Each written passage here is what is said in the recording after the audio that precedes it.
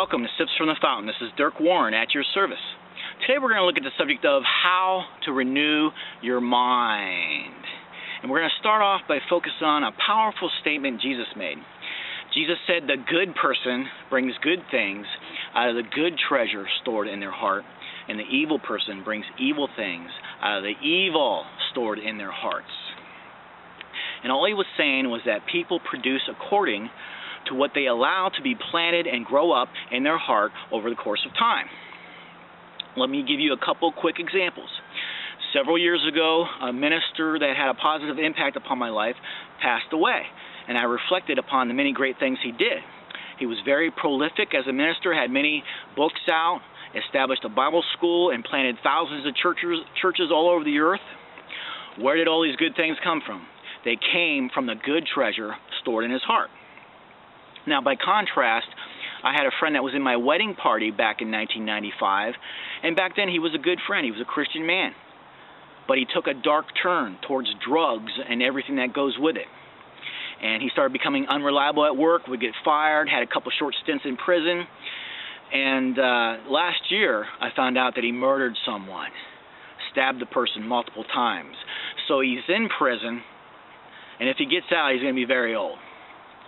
Where did all these bad things come from?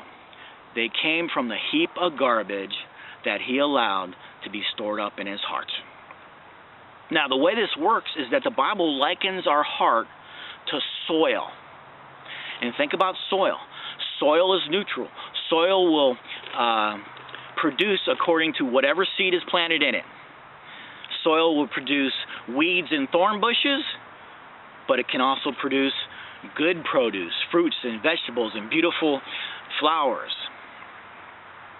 And you see, you and I, we're the caretakers of the garden of our hearts. And we determine what is planted in our hearts and what's not planted in our hearts. We determine what grows there. And understand this, whatever grows in your heart is what you will be. That's what Jesus was saying. And as the caretakers of our heart, we have to keep it weeded out of spiritual weeds. And I'm talking about things like fear and worry and unbelief, immorality, sloth, depression, substance addiction, legalism, hypocrisy. We got to keep our hearts weeded out of these bad things and plant good seeds and water them. And I'm going to show you how to do this today. Now, weeding out weeds from your heart and planting good seed and watering those seeds, the Bible refers to it as renewing your mind. And all renewing your mind is changing what is stored in your heart for the good.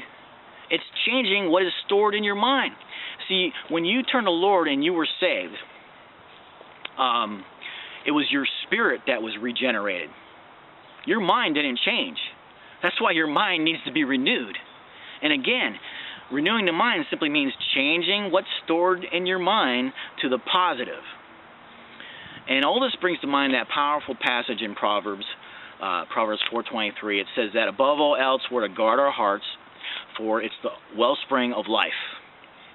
Make it a top priority to guard your heart. Keep it free of weeds. Plant good seed, because it's the wellspring of life. Now, wellspring in the Hebrew is tatsa'ah. It means farthest borders. And all it's saying is that whatever's stored in your heart will determine how far you go, how far you don't go. It'll determine if you're a blessing to yourself and others, or if you're a ruin to yourself and others, like my friend who now is in prison. The question we want to answer today is, how do you renew your mind and grow a good treasure in your heart rather than a heap of garbage? If you're like me, you want to grow a good treasure, so you produce accordingly, right? The answer is play the right internal music. Now, I'm being figurative, but what I'm saying is very real, and it's thoroughly biblical. We all have an inner soundtrack, and the music that's playing on that soundtrack is determined by what's rooted in our hearts. And things get lodged in our hearts through several ways. One way is our experiences growing up, in the words spoken over us by influential people like our parents. Secondly, things get lodged in our hearts through what we allow our ears to hear, our eyes to see, and the atmosphere we permit, which includes the people we choose to hang around the most. Lastly, things get planted in our hearts through the thoughts that we choose to focus on, the thoughts that we choose to dwell on. And those thoughts could be memories, images, desires, words, or ideas, whether good or bad. But as we think on those thoughts, we feed them, and they're recorded on our internal sound system. Think of the thoughts as the seed, and your meditation on those thoughts as water. You water those seeds, and they grow. And they're recorded on your internal sound system, and they start playing continuously. And they affect everything about you, whether good or bad. They affect your attitude, your self-image, your confidence, relationships, communication, and faith. And they explain the mystery of aura. And when I say aura, I don't mean like New Agers mean it. I just simply mean the vibe you give off. Okay, it's not your personality, it's the light that you give off, or lack thereof. And let me give you a quick example. I worked at a facility several years ago, and there was this guy there. He was in his mid-20s.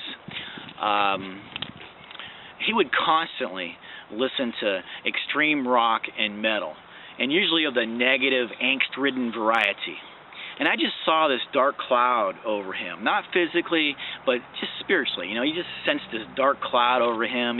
He never smiled. He was always angst-ridden.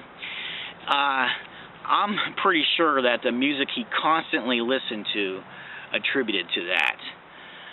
You got to understand that anything done to excess is not good, even if it's neutral or good. If you do it to excess, it's not good for you. Think of the proverb that says, if you find honey, eat just enough. Too much and you will vomit. Honey's good, honey's sweet. But if you eat too much of it, you'll vomit, you see. So the Bible teaches moderation. Now listen, I used to be a musician. I was in a band. I wrote over 100 songs. And a lot of the songs I wrote were heavy, extreme, okay? So I don't have a problem with that style of music. But I always look at the lyrical content, because that's the spirit behind the music. And music, the melody and rhythm, opens up your heart, and then the words come in. That's why you hear a song on a commercial and it's playing in your mind. You see, those words are playing in your mind. And if you're listening to negative, angst-ridden, depressing, violent, profane, vulgar music, hateful music, that stuff will get inside of you. The saying, garbage in, garbage out applies. And it just explains this guy's bad attitude, and he ended up getting fired. Now, I want to tell you a tale of two sons, okay? One son had a loving father. Okay, this father spent quality time with him, trained him in various skills, encouraged him, told him that he can do anything he sets his mind to. That son grew up strong and healthy, secure, confident. And when he tries out for the football team, the coach picks up a winning vibe, and he becomes a star player. And he asks out the popular cheerleader, and the cheerleader says yes, because she's picking up a winning spirit, you see. Now you have another son who has a father who doesn't love him, doesn't spend quality time with him. This father, when he does see him and talk to him, he puts him down. He calls him worthless and no good, says he's going to be a failure in life. That son grows up without confidence, insecure. He doesn't even try out for the football team.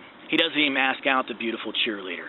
And even if he did, she'd say no, because she would pick up loser. And he gravitates towards substance abuse and crime and lands himself in prison.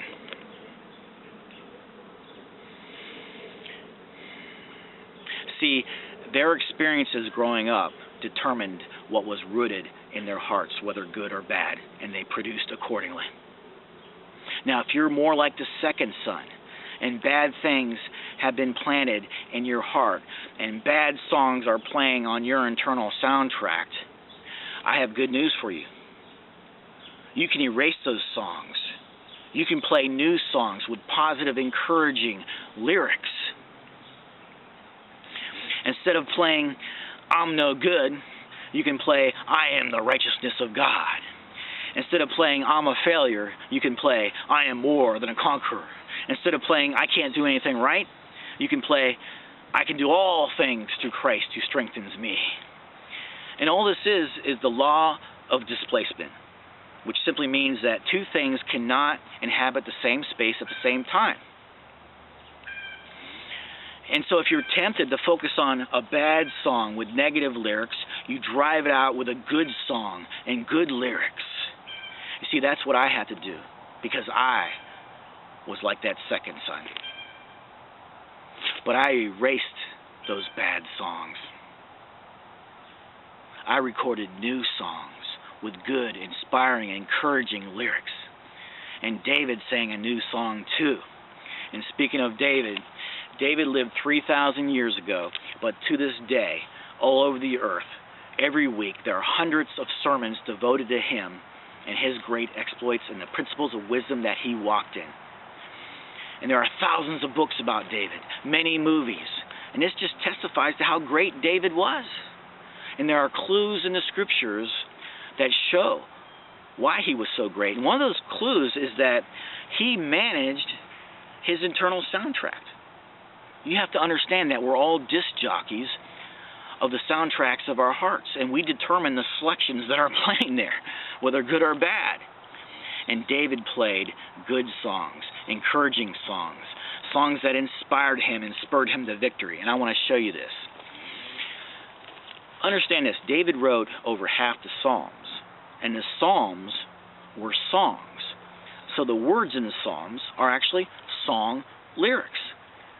Now we're going to look at a couple verses in Psalm 18 that David wrote, okay? And these are song lyrics. These are lyrics that were playing on David's internal sound system. Here's a couple verses. God makes my feet like the feet of a deer. He causes me to stand on the heights. God trains my hands for battle. My arms can bend a bow of bronze. Now let's look at that piece by piece. He says, God makes my feet like the feet of a deer. Have you ever seen a buck leaping through a field? It's magnificent. I live by the Allegheny River, and the Allegheny River is big. It flows into the Ohio River. And one day I was on the edge, and on the other side I saw a buck run full force into the river, leaping through the shallow parts, and then it got to the deep part and swam through it, got to the other side, and stood there looking at me about 50 feet away, snorted, and then bolted off into the forest. It was awesome. But David saw God make his feet like the feet of a buck. He causes me to stand on the heights. David saw himself standing on a mountain in victory. He goes on, God trains my hands for battle. My arms can bend a bow of bronze. My arms can bend a bow of bronze. David is using hyperbole. That's exaggeration for effect. And it brings to mind Homer's Odyssey. Remember Odysseus? He was gone for like 10 years, and he finally comes home, and his wife has many suitors, and these are Odysseus's enemies.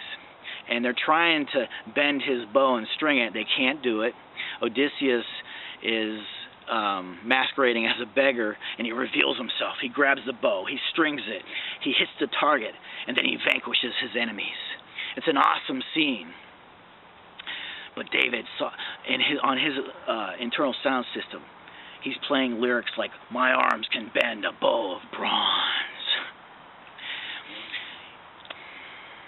You want good songs, good lyrics playing on your internal soundtrack. You want to erase those bad songs. And as you do that, you're renewing your mind. Now it takes commitment. It takes time and effort. But as you do this, you'll change what is stored in your heart, and you'll be blessed. Praise the Lord. God bless you.